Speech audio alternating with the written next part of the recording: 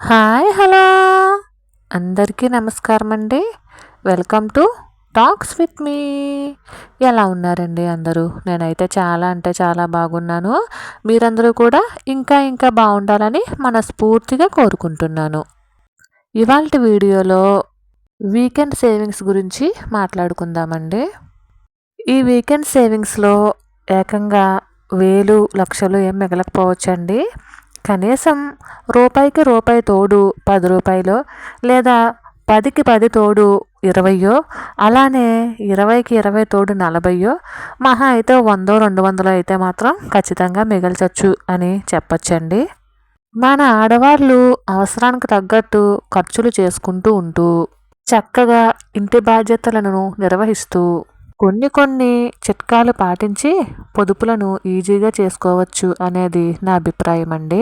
ముఖ్యంగా మన ఆడవాళ్ళు చిన్న చిన్న అవసరాలకు ఇబ్బంది పడనవసరం లేకుండా మనకు ఉన్న దాంట్లోనే అడ్జస్ట్ అవుతూ చక్కగా పొదుపు చేసుకోవచ్చు అనేది నా అభిప్రాయము. అసలు వీకెండ్స్ నేను ఏ విధంగా పొదుపు చేసుకుంటాను అనేది ఈ వీడియోలో మీ అందరితో పాటు షేర్ చేస్తున్నానండి. ఎవరికైనా వీడియోస్ కనుక నచ్చినట్లయితే దయచేసి సబ్స్క్రైబ్ చేసుకోండి. అలానే పక్కనే ఉన్నటువంటి బెల్ ఐకాను ప్రెస్ చేయండి. అలానే వీడియో నచ్చినట్లయితే ఒక చిన్న లైక్ కూడా ఇవ్వండి. మీ విలువైనటువంటి సజెషన్స్ని నాకు కామెంట్ రూపంలో తెలియజేయండి. వీడియోస్ బాగున్నాయి, ఎవరికైనా అవసరం అవుతాయి అంటే మీ ఫ్రెండ్స్ అండ్ ఫ్యామిలీ మెంబర్స్కి కూడా ఫార్వర్డ్ చేయండి. ఇక ఆలస్యం కాకుండా టాపిక్లోకి అయితే వెళ్ళిపోదాము. కొత్త ఉదయంలో సరికొత్త ఆశలతో మరొక రోజులోకి మనందరికీ స్వాగతం అండి. మనం ప్రతి నెల కిరాణా సరుకులకి ఏ విధంగా జాబితాను తయారు చేసుకుంటామో వారం వారం కూడా అలానే కూరగాయలకు కావచ్చు, ఆకుకూరలకు కావచ్చు, లేదా చికెను మటను కావచ్చు, ఫ్రూట్స్కి కావచ్చు, స్నాక్స్కి కావచ్చు, ఇలా దేనికైనా సరే ఒక జాబితానంటూ మనం ప్రిపేర్ చేసుకున్నట్లయితే అదనపు వస్తువులు కొనకుండా ఉండగలుగుతాము అనేది నా అభిప్రాయము. ప్రతి వారము కూడా కూరగాయలు కావచ్చు, పండ్లు కావచ్చు, ఇలాంటివి సూపర్ మార్కెట్లు, మాల్స్లో కాకుండా మనకి సండేస్ కానీ ఫ్రైడేస్ కానీ ఎవరి ఏరియాలో వాళ్ళకి తగ్గట్టు వీక్లీ సంత అని చెప్పేసి వేస్తూ ఉంటారు కదా, అలాంటి చోట్ల తెచ్చుకుంటే కూరగాయలు ఫ్రెష్గాను ఉంటాయి, అలానే కొంచెం చౌకగా కూడా ఉంటాయి అనేది నా అభిప్రాయం అండి. ఆకుకూరలు లాంటివి అయితే ధర తక్కువగానే కాకుండా తాజావిగా కూడా ఉంటాయి అనేది నా అభిప్రాయము.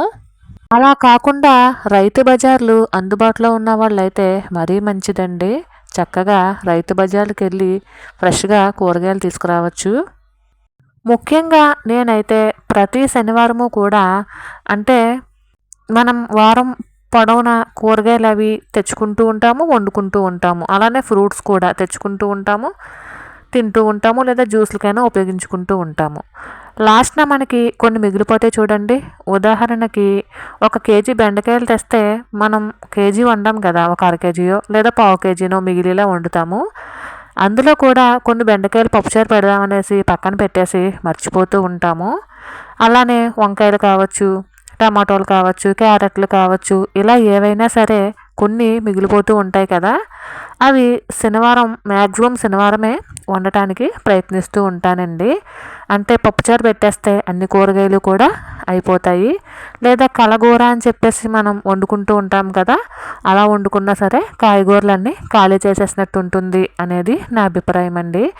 నేనైతే శనివారాలు ఎక్కువగా సాంబార్కి కానీ కలగూర వండడానికి కానీ ప్రయత్నిస్తాను. ఎందుకంటే వారాంతరంలో మిగిలిపోయినటువంటి కూరగాయలన్నీ కూడా సాంబార్లో ఆల్మోస్ట్ వేస్తాం కాబట్టి. అలానే శనివారాలు ఎక్కువగా ఉప్మాకి ఎక్కువగా ప్రిఫరెన్స్ ఇస్తానండి. మిగిలిన రోజుల్లో ఉప్మా చేసినా చేయకపోయినా శనివారం కంపల్సరీ చేస్తాను.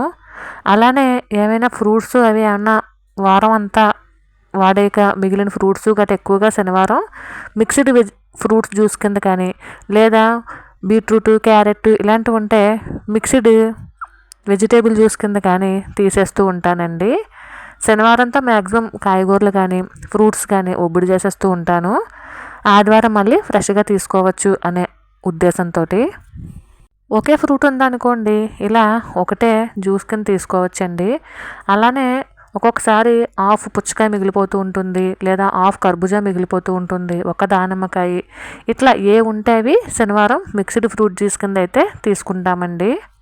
దాని వలన హెల్త్ పరంగాను బాగుంటుంది, అలానే ఏమీ వేస్ట్ కాకుండా మనము అన్నీ కూడా వాడినట్టు ఉంటుంది, మనీ పరంగా కూడా కాస్తో కోస్తో మిగిల్చినట్టు కూడా ఉంటుందండి. అలానే కర్బూజాలో ఇలాగా మనకి విత్తనాలు వస్తూ ఉంటాయి కదా, ఇవి కూడా ఇట్లా వాటర్లో పోసి శుభ్రంగా 2-3 సార్లు క్లీన్ చేసేసి వాటి నుంచి విత్తనాలు అవి తీస్తూ ఉంటానండి. మనము బయట ఒక 100 గ్రాములు కర్బూజా విత్తనాలు తీసుకుంటే 25 రూపాయలు అమ్ముతున్నారు బయట. ఈ విధంగా తీసుకుంటే మనకి ఇంట్లో కూడా హ్యాపీగా ఖర్చు లేకుండా ఫ్రూట్స్ కొనుక్కున్నప్పుడు ఈజీగా తీసేసుకోవచ్చు విత్తనాలు అనేది నా అభిప్రాయము. వీటిని వెంటనే వండుకోనవసరం లేదండి, లేదా వెంటనే తినాల్సిన అవసరం కూడా ఉండదు. మనం దీన్ని కాస్త కర్బూజా గింజల్ని వేయించుకుని పొడి కింద చేసుకుని వాడుకోవచ్చు, లేదా తినగలిగితే కర్బూజా గింజల కింద కూడా ఈజీగా తినచ్చండి. లేదంటే మనం కొబ్బరి సున్ని ఇవి చేసుకుంటూ ఉంటాం కదా, అందులో కొంచెం ఫ్రై చేసి పొడి చేసి కూడా వేసుకోవచ్చు. కర్బూజా గింజలు కూడా హెల్త్కి చాలా మంచిది అనేసి అంటున్నారు కదా ఇప్పుడైతే. ఈ శనివారం అయితే నా దగ్గర ఓన్లీ ఒకే ఒక కర్బూజాకాయ మిగిలిందండి. ఈ వారం ఫ్రూట్స్ అన్నిటిలో కూడా ఇది ఒక్కటే మిగిలింది. ఇంకా దీన్ని కూడా ఈరోజైతే జ్యూస్ చేసేస్తున్నాను. కర్బూజా గింజల్ని స్వీట్స్లో కూడా బాగా యూస్ చేసుకోవచ్చండి. అవి తీయడం కూడా పెద్ద కష్టమేమీ కాదు. ఇందాక నేను ఆల్రెడీ చూపించాను కదా, స్పూన్తో తీసేసి 2-3 సార్లు బాగా వాష్ చేసేసి వడకెట్టేయాలండి. వడకెట్టేస్తే పైన జిగురు అన్నీ పోయేంత వరకు కూడా కొంచెం తుడుచుకోవాలన్నమాట క్లాత్ తోటి. తర్వాత టిష్యూలో వేసేసి దాన్ని కర్బూజా గింజల్ని పైన ఒక టిష్యూ కవర్ కప్పేసామనుకోండి, మొత్తం జిగురంతా పోతుంది.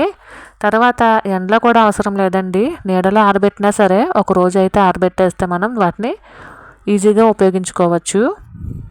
ఇది అందరికీ తెలిసే ఉంటుందండి, తెలియని వాళ్ళు తెలుసుకుంటారనే ఉద్దేశంతో నేనైతే మీ అందరితో షేర్ చేస్తున్నాను. అన్ని రకాల విత్తనాలని మనం తీయలేకపోవచ్చండి. ఉదాహరణకి పుచ్చకాయ చూడండి, పుచ్చకాయ విత్తనాలు తీయడం కొంచెం కష్టంగానే అనిపిస్తుంది. కర్బూజావి అలా కాదండి, ఈజీగా స్పూన్తో తీసేసుకున్నా సరే ఈజీగా వచ్చేస్తాయి కదా. మనకి అవైలబుల్గా ఏవైతే దొరుకుతాయో వాటిని వృధా కానివ్వకుండా, కొంచెం శ్రమ అనుకోకుండా మనమైతే అవసరమైనటువంటివి ఈజీగా ప్రిపేర్ చేసుకోవచ్చండి. దాని వలన మనకి చూడండి, కర్బూజా గింజలే ఉన్నాయి, బయట కొంటే 25 రూపాయలు. ఆ 25 రూపాయలు కూడా ఆదా చేసినట్టే కదా. ఇలాంటి చిన్న చిన్న పొదుపులతోనే మనమైతే ఈజీగా మనీని సేవ్ చేసుకోవచ్చండి. ముఖ్యంగా ఆడవాళ్ళకి బెస్ట్ పెట్టుబడి ఏదైనా ఉంది అంటే అది గోల్డ్ తీసుకోవడమే కదా, లేదా సిల్వర్ తీసుకోవచ్చు. 25 రూపాయలకి 50 రూపాయలకి ఏమొస్తుంది అని ఏమి అనుకోనవసరం లేదండి. మనం ఈ విధంగా పొదుపు చేయడం అంటూ అలవాటు చేసుకుంటే ఎప్పటికైనా సరే రూపాయలు కాస్త వందలుగాను, వందలు కాస్త వేలుగాను మారుతాయి. నా దగ్గర ఒకే ఒక ఆరెంజ్ ఉందండి, అది కూడా కలిపేశాను ఇందులోని, అందుకే దీని కలర్ ఎలా ఉంది. నేను ముందు చూసుకోలేదు, తర్వాత చూశానండి. ఇది కూడా మిక్స్డ్ ఫ్రూట్ జ్యూసేనండి. ఆ ఒక్క ఆరెంజ్ ఒక కర్బూజాకాయ అయితే జ్యూస్ అయితే తీసానండి ఇలాగా. తర్వాత నేను ఆల్రెడీ చెప్పాను కదా, ఈ విధంగా కర్బూజా గింజల్ని ఒక టిష్యూ మీద వేసుకుని పైన వేరొక టిష్యూ కప్పేసామనుకోండి, తడి అంతా ఇంకిపోతుంది. తరువాత వాటిని కొంచెం ఆరనిచ్చామనుకోండి, నీడలోనే ఆరనిస్తే మనకి ఫ్రెష్గా మనకి కర్బూజా పప్పు అయితే రెడీ అయిపోతుంది అనమాట. నేనైతే ఈ విధంగా కర్బూజా పప్పును కూడా తీసేసుకున్నానండి. ఇవిగో ఇట్లా నీడలో ఒక రోజు ఆరబెట్టినా సరే, లేదా ఎండలో ఒక గంట ఆరబెట్టినా సరే ఇవైతే ఆరిపోతాయండి. చాలా ఈజీగా తీసేసుకోవచ్చు కర్బూజా పప్పుని. ఈరోజు మిక్స్డ్ వెజిటేబుల్ జ్యూస్కి అయితే నాకు కేవలం 2 క్యారెట్లు, అరముక్క బీట్రూటు, ఒక టమాటా, అలానే అరముక్క కీరా దోసకాయ ఉన్నాయండి. ఇవి ముక్కల కింద కట్ చేసి మిక్స్డ్ వెజిటేబుల్ జ్యూస్ కింద అయితే తీసేస్తున్నాను. ఈ శనివారం నాటికి ఇవే మిగిలాయండి. మేము రోజు మిక్స్డ్ వెజిటేబుల్ జ్యూస్ అయితే తాగము. ఒకరోజు క్యారెట్, ఒకరోజు బీట్రూట్, ఒకరోజు కీరా, ఇట్లాగా విడివిడిగానే తీసుకుంటామండి. ఒక్క శనివారం మాత్రమే మిక్స్డ్ వెజిటేబుల్ జ్యూస్ తీసుకుంటాము. ఇది కూడా హెల్త్కి చాలా మంచిదనే అంటున్నారు, కానీ రోజు తాగటం అందరి బాడీలకి పడకపోవచ్చండి. మేమైతే మిక్స్డ్ వెజిటేబుల్ జ్యూసు వారానికి ఒక్కసారి శనివారం మాత్రమే తీసుకుంటాము, లేదా మంగళవారం కుదిరితే అప్పుడు కూడా తీసుకుంటామండి. జ్యూస్ ఒక్కటే కాదండి, జ్యూస్ తీసిన తర్వాత మనకి పిప్పి వస్తుంది కదా, ఇది రెండోసారి కూడా తీసేసి జ్యూస్ని అంటే ఈ పిప్పిని జార్లో వేసేసి మళ్ళీ ఒక గ్లాసు వాటర్ పోసి మళ్ళీ వడకట్టేస్తే ఇంకా పిప్పిలో ఏమీ ఉండదు అనేది నా అభిప్రాయము. అలా కాకుండా ఒక్కసారే జ్యూస్ తీసి మిగిలినటువంటిది పిప్పిని నేనైతే ఇడ్లీ పిండి కానీ లేదా దోశ పిండి కానీ అందులో వేసి కలిపేసి మళ్ళీ దోశ కింద కానీ ఇడ్లీ కింద కానీ వేసేస్తానండి. అప్పుడు ఫైబర్ అనేది కనీసం బయటకు వెళ్లకుండా కొంచెమైనా కడుపులోకి వెళ్తుందేమో అనేది నా అభిప్రాయము. కాకపోతే దోశ ఏంటంటే కొంచెం దలసరిగా వేయాల్సి ఉంటుందండి.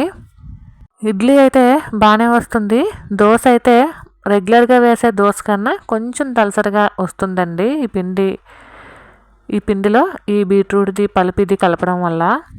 ఈ విధంగా మనం వీకెండ్స్ని ఇంట్లో ఉన్నటువంటి కూరగాయలు కానీ ఫ్రూట్స్ కానీ మొత్తం అన్నీ కంప్లీట్గా వాడేసేటట్టు చూసుకుంటే మనకి మనీ పరంగాను కొంత మిగులుతుంది, హెల్త్ పరంగా కూడా చాలా బెనిఫిట్సే ఉంటాయి. నేను ప్రత్యేకించి ఏమీ చెప్పనవసరం లేదు.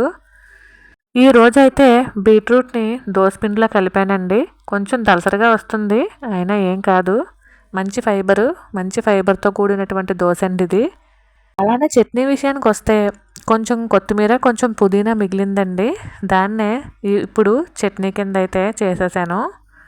ఎక్కువగా శనివారం పూట ఈ విధంగా మనం ఇంట్లో ఉన్నటువంటి కూరగాయలు కావచ్చు, ఫ్రూట్స్ కావచ్చు, స్నాక్స్ కావచ్చు, మ్యాక్సిమం శనివారం వరకు అంటే ఆదివారం తెచ్చుకున్నాం అనుకోండి, శనివారం వరకు ఈజీగా వాడేసుకుంటే మనకి ఎక్కువ నిల్వ ఉండకుండా అలానే ఆరోగ్యానికి ఆరోగ్యము, మనీ పరంగా మరీ ఎక్కువ మిగలకపోయినా ఒక 10-20 మిగిల్చవచ్చు అనేది నా అభిప్రాయం అండి. అలానే ఈరోజు స్నాక్స్ కింద సేమియా కూడా చేస్తున్నానండి. అంటే మళ్ళీ శ్రావణ మాసం వస్తుంది కదా, అప్పుడు ఎలాగా మళ్ళీ ప్యాకెట్ తీసుకురావాలి. ప్యాకెట్ తీసుకొచ్చి 3 నెలలు అయిపోతుందండి. ఇంకా ఇప్పుడు వచ్చే శనివారం కూడా వండేస్తే కంప్లీట్గా అయిపోతుంది. అయితే ఇవేనండి నా వీకెండ్ ప్లాన్స్. ఇందులో పెద్దగా మిగలకపోవచ్చు, కానీ ఉన్న దాంట్లో సర్దుకుని కొద్దో గొప్ప మిగిల్చుకోవచ్చు అనేది నా అభిప్రాయము. మీ అందరికీ కనుక ఈ వీడియో నచ్చినట్లయితే please like, share and subscribe. ఉంటాను. Thank you for watching. Bye.